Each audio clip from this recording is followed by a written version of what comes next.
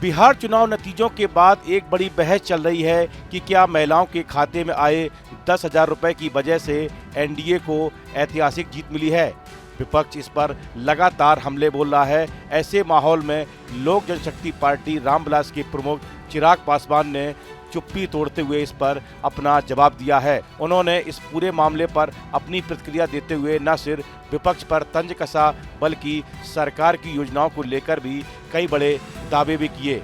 उन्होंने तीखा पलटवार करते हुए कहा कि विपक्ष के साथ सबसे बड़ी समस्या इसी बात की है कि वह बहाने पर बहाने ढूंढेंगे। इस वजह से हो गया, उस वजह से हो गया, आत्ममंथन नहीं करते हैं कि आप कहां कमजोर पड़े, आपसे कहां चूक हो गई कि आप जनता ने आपको इतनी बुरी तरीके से नकार दिया।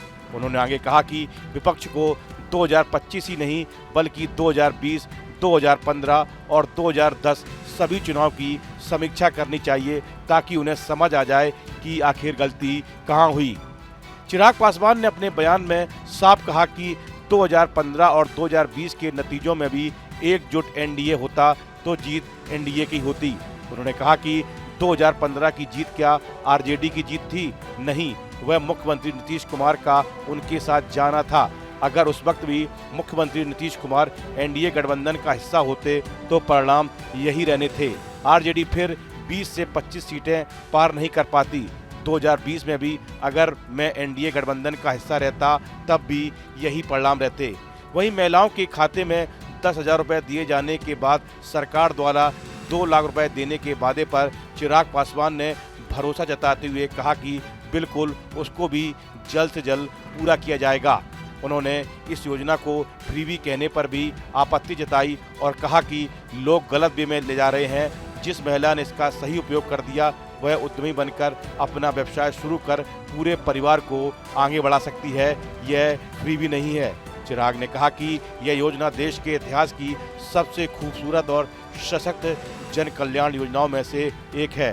दूसरी ओर चुनाव के समय यह चर्चा थी कि चिराग पासवान उप मुख्यमंत्री बनना चाहते हैं। इस पर उन्होंने कहा कि अगर वह ऐसा कहते तो लोग उन्हें लालची कहते। उन्होंने कहा कि उनकी पार्टी के पास सिर्फ एक सांसद था, फिर भी उन्हें 5 सीटें दी गईं और वह सभी 5 सीटें जीत कर आए। इसके अलावा उनकी पार्टी के पास कोई विधायक नहीं था, फिर भी उन्हें 29 सीटें दी गईं। इसलिए वे मानते हैं कि उनसे ज्यादा भरोसा किसी पर नहीं किया गया। आगे चिराग ने कहा कि सरकार में नीतीश कुमार, सम्राट चौधरी और विजय सिन्हा में हैं और सब कुछ अच्छी तरह से चल रहा है। पहली बार उन्हें सरकार का हिस्सा बनने का मौका मिला है और यह उनके लिए बहुत बड़ी बात है। उन्होंने यह भी कहा कि प्रधानमंत्री मोदी ने उन्हें बिन मांगे ही बहुत कुछ दे दिया और आगे के लिए भी और वादे किए हैं। चिराग ने बताया कि उनके सबसे बड़े मुद्दे बिहारी फर्स्ट को भी है एनडीए के संकल्प पत्र में शामिल कर लिया गया। अब इसके बाद अगर वह और कुछ मांगे तो लोग कहेंगे कि वह लालची हैं। बिहार चुनाव में इस बार एनडीए को बम्पर जीत मिली है। एनडीए को जहां 2 से 2 सीटें मिली तो वहीं महागठबंधन महज 35 सीटों पर ही सिमट गया। इस बार के चुनाव में एनडीए को सभी वर्गों का वोट मिला और खास तौर पर आरजेडी के पारंपरिक वोट बैंक समीकरण यानी कि MY Muslim Yadav vote bank में भी एनडीए ने जबरदस्त सेंध लगाई। एनडीए की इस जीत में आधी आबादी यानी कि महिला वोट बैंक का भी अहम रोल रहा। इस वीडियो में इतना ही। आप बने रहिए न्यूज नेशन के डिजिटल प्लेटफॉर्म के साथ। जहां भक्ति है हर शब्द में, कथाओं में छुपे हैं दिव्य रहस्य और ज्योतिष देता है जीवन को दिशा। धर्म से जुड़ी हर बातों को जानने के लिए हमारे चैनल स्तुति को सब्सक्राइब करें। चैनल पर जाने के लिए इस लिंक पर क्लिक करें।